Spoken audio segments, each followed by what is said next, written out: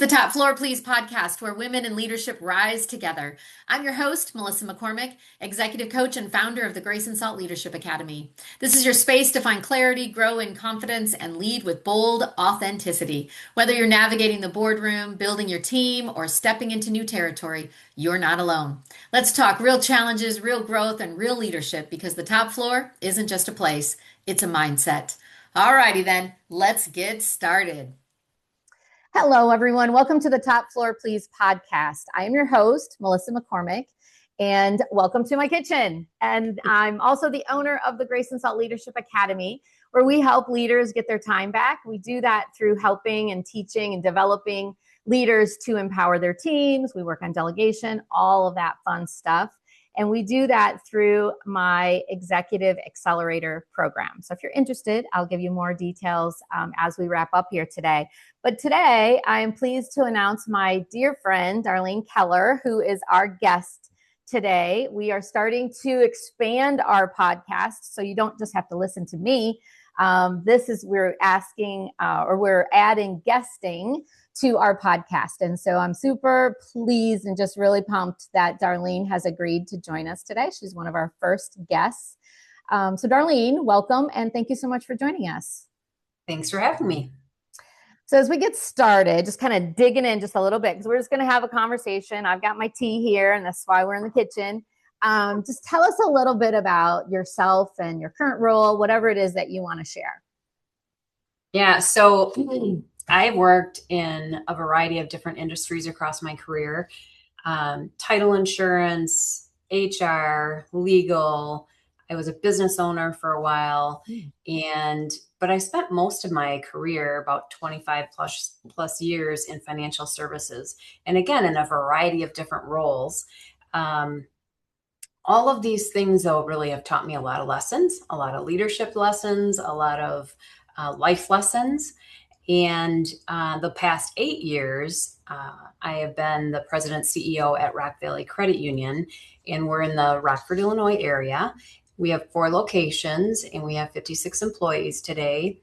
And I think the thing that I like best about being a CEO is just being able to create engaging, positive cultures and developing future leaders. That's what my passion is. Yeah, that's what we're supposed to be doing, right? Developing leaders at all levels. I love that. Wow, I can't believe it's been 8 years. That's amazing. Yeah. Mm-hmm.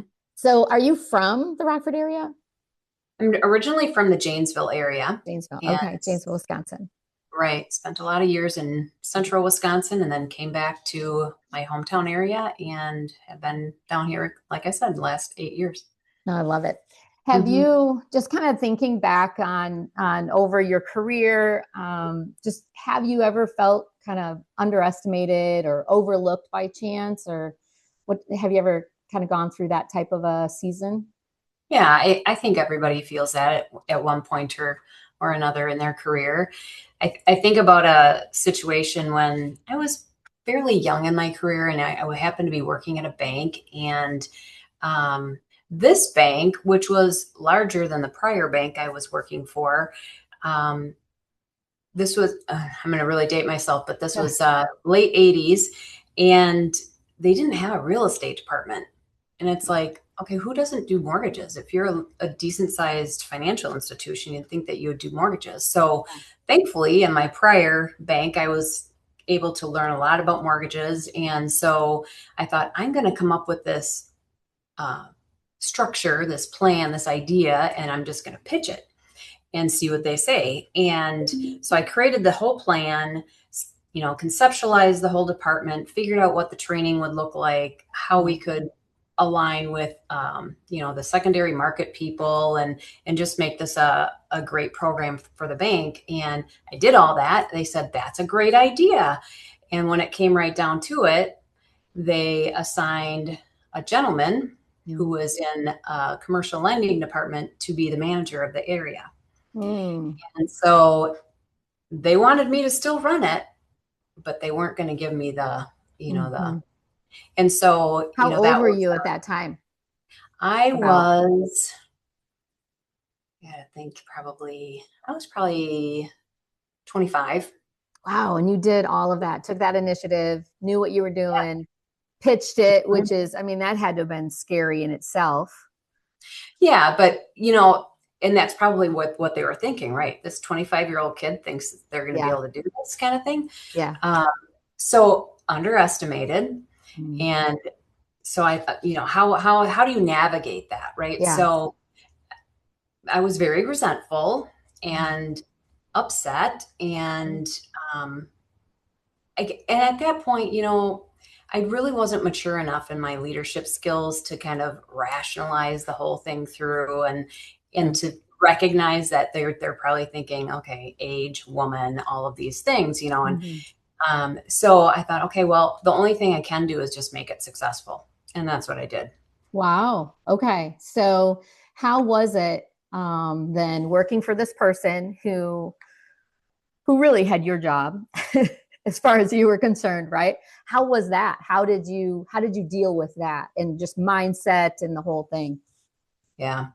Again, maturity is important, and I probably wasn't as respectful as I probably should have been. I mean, I was cordial Sure. and would, that type of thing, but um, thankfully he was pretty laid back and he didn't Mm. really say too much. And he had never done a mortgage in his life, and so I really could just do whatever I needed to do, and it worked out okay. But Mm. um, it's that hindsight. It's that what you look at in the rearview mirror, and it's like I could have been a little bit nicer to the man. It wasn't his fault really that they Right. assigned True. this That's job. true. So, but those are the lessons I think that we learn, and Yeah. as we grow up in our careers. Out of that experience, then, what was one leadership lesson that you took away from it and you were able to adapt to, just kind of put into your toolbox, do you think? That's a good question. Um, I think just the fact that never be afraid to share an idea, Mm. and recognize the value of other people. Um, Mm. this manager had value, and um, again, it's where I was in my career, and I wasn't there. I could have handled things a little differently, and not that it was a terrible Right. experience, but I internally I could have given the man a little bit more grace. Sure. Yeah. I love the fact that it's everyone has value, whether they're your boss, a new boss that you didn't expect, or somebody that works for you, or a colleague. Mhm. Right. I think Right. that's a big lesson that we could all learn earlier in life too. I mean, I was the same. I have a very similar um, experience where I wasn't very kind to our postmaster in Rockton, Illinois, early in my career. And I knew I was right, and I insisted I was right, and I was right, but it didn't matter because I burned a bridge, and Yeah. I shouldn't have. So I totally understand that. So, tell me or tell us, I guess, what's one leadership lesson that you had to learn the hard way, if not about this experience, but another? Yeah. This was probably, I don't know, 12 years ago. And so it wasn't even, early in my career. I'm what they would call an introverted extrovert. Okay. So I'm pretty quiet. I'm not really like the life of the party kind of person or things like that. So I happened to be working at an organization, and when I would be walking through, my office was in the lower level, so I'd come upstairs and I'd walk through the lobby and on my way to somebody else's office. Typically, my manager's on that floor. Um, but I was on a mission. It's like, okay, I have to go see that person. I'm going to talk about this, blah, blah, blah.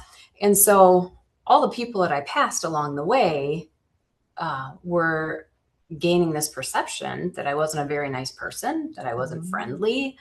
And that's not it at all.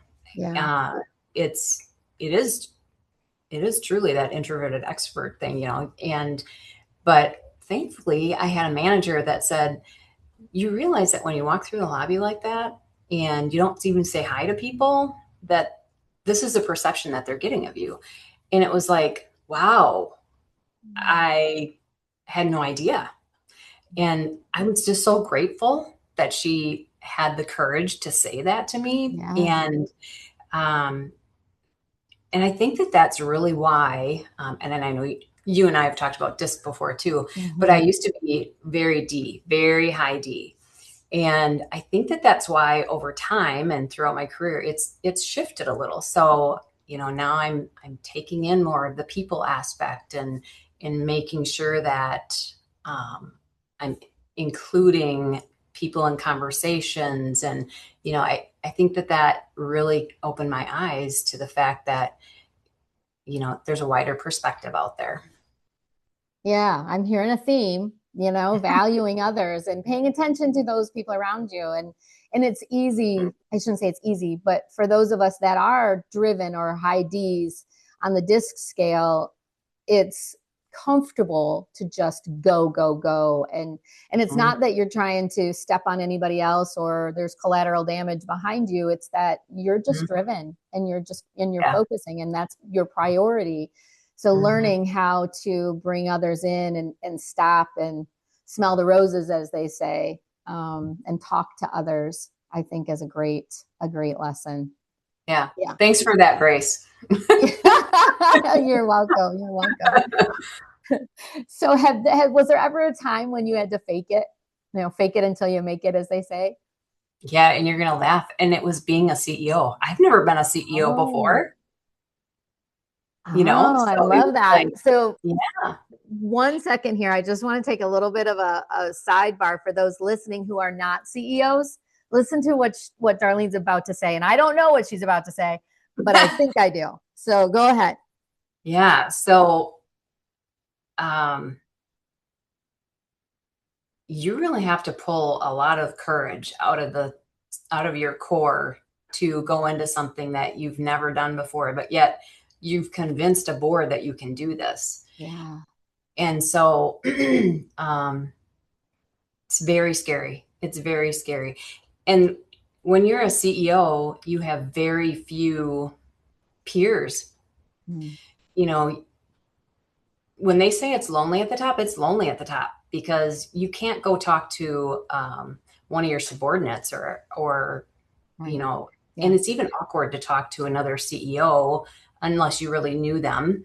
Right. To So admit and be vulnerable that way. yes, right. Mm, So it was very scary.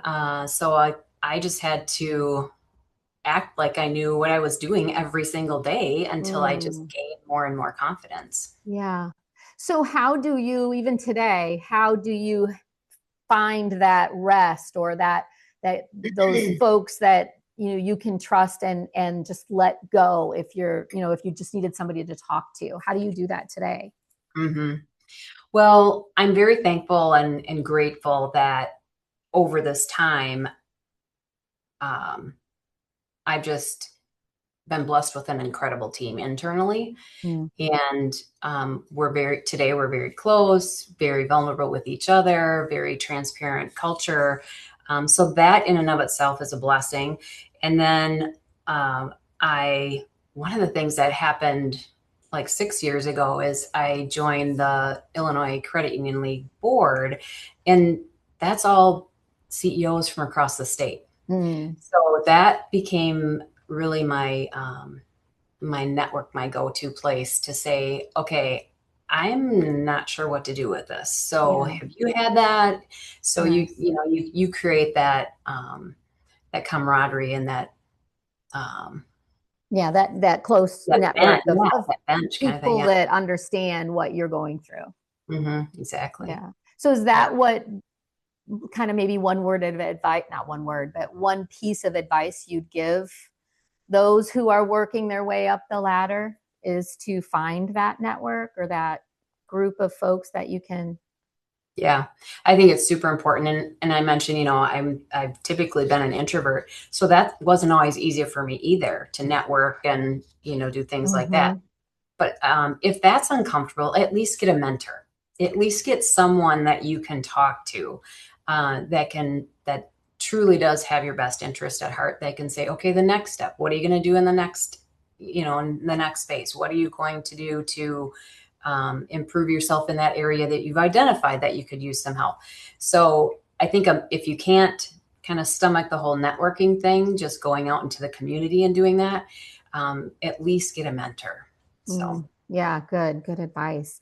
So, I'm curious as far as any kind of red flags in your own leadership. Like, did you have one, and how did you grow through it?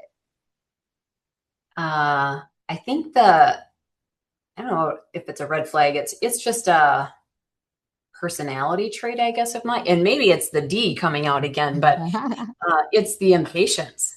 Okay. So, I'm very driven, very much a visionary. So I'm always looking 2 to 5 years ahead. And early on as a CEO, my team would be like, okay, we can't keep up here. So, I even had one person say to me, we need to gain some clarity. And I'm like, clarity? What's not clear about the vision? It's going to be amazing. So, so it's really my impatience in saying, we're going to be in such a great place. And, can't you see this vision with me? And yet taking a step back and saying, there are steps that have to be taken before that's even realized. So, I have to rein in the impatience and say, okay, what does the process look like? So I have the purpose and that vision, but what does the process look like, and what's the impact on my people? Mm-hmm.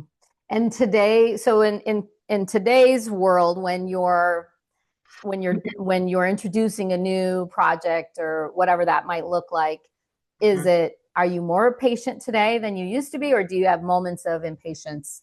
Like, is it an ever going kind of struggle, if you will, to work your way through it?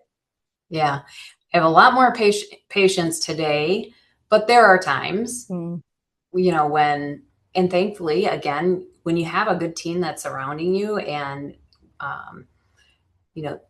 they have that permission or that willingness to say, okay, time out, let's back up here. They feel very comfortable doing that. And it's like, okay, I'm going too fast, so. So they're comfortable enough to tell you. Yes. Good. Yeah. I think that's a very good lesson too, is just who's on your team and making sure that you're all aligned. Because I know your team, and I definitely agree with you. You've done a really good job at finding people that complement each other, and then it's all about the trust that you have on the team too. So, and the trust they have with you. Yeah. Yes. Which kind of leads me to the old success question. How do you define it today, and has it changed over time? Yeah. It has changed over time. In the past, it was a little bit more self-serving, like, I want to get to the next step, the next level. What does my pay look like? Things like that. Am I being recognized? But, different roles that you hold, different values that grow with you as you age, and just life experiences change you, and so today, success for me is all about seeing everybody else succeed and how I can make that positive impact in their lives. So it's funny, you get to, not the very end of my career, but you're seeing that on the horizon. And it's like, okay, how many people can I make this positive impact with and help them be successful in what they want to do in their careers? And so that's what success is for me today. And it's not necessarily a process. It's building relationships. And for an introvert, where I started and where I am today, it's gratifying to look back and say, thank you, Lord, for just leading me along this path in terms of recognizing, again, the value of what each person brings. Yeah. Yeah, I love that. I love that. And that comes into just what is it that you want women who come behind you to know about leadership? Yeah. What would that advice look like? Yeah. I would say overarching is we don't need permission or a title to lead. Mm. We can lead every day. And many of us are doing that in our own families, of course, but in a work situation, things that I guess I look for in people that I think to myself, ooh, I'd really like to help coach that person because Mm. they're showing up. They're willing to learn and to take advice from other people. They can admit when they were wrong, Mm. and again, they can see the value of working collaboratively with people around them. So yeah, I think it's just, you don't have to have permission, you don't have to have a title, you don't have to have an office, you don't have to have anything extraneous like that. It's, you have to have the attitude and the drive to want to do something specific and in terms of your career. So I love that. It sounds like that's a book. You should be writing a book on all of that, right? Your top, yeah. even if it's an ebook, but I think that's some really great advice. So as we just wrap up here a little bit, finish this sentence, okay? When women lead, fill in the blank. When women lead, they show the next generation what's possible.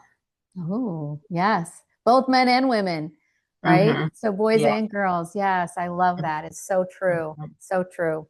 All right. Well, now is there anything before we start our lightning round that you'd like to share? I don't think so. Okay. All right. So here we go. We're going to learn just a little bit more about you. We've got 5 fast bonus lightning questions is what I'm calling them. And so I end each podcast guesting session in the same way. So, okay, first one. Coffee, tea, or something stronger after a long day? Chai latte. Oh, chai latte. That sounds good. What's your go-to hype song before a big meeting or presentation? I love Kelly Clarkson's song "Stronger." What doesn't kill you makes you stronger. Yes. Yeah. And that is so true. I love it. And what's one word your team would use to describe your leadership style?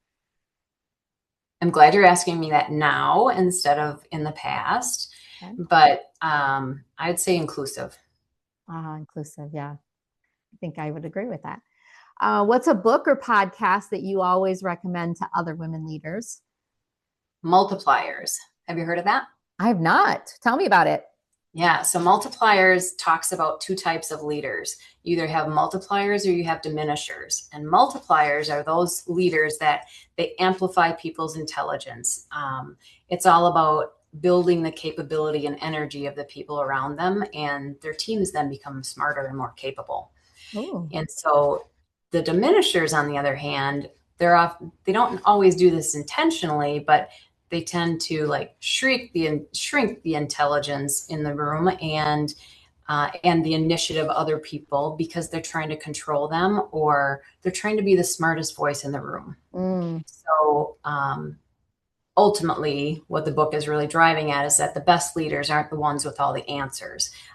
They're the ones that create the environment, back to my culture thing, where others think and perform and can really be their best selves.